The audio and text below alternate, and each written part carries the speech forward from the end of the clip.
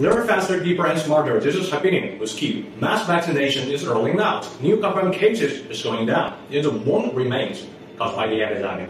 For instance, inflation, social conflicts, including racial discrimination and inequality. Although Washington is ambitiously carrying out reforms like infrastructure investment, tax rights, and legislation, essentially the question will be this: can the American society bear the shock therapy initiated by the White House in such a short period of time when it's already exhausted?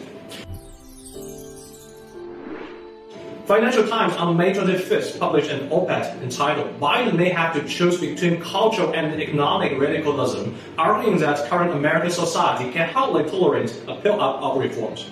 History and theory suggest that there is only so much change society will bear at one time. What happened in the 60s in the U.S. administration was to reform the police, immigration policy, and affirmative action simultaneously might be read as the response of the nation attempting too much change on too many fronts in too little time.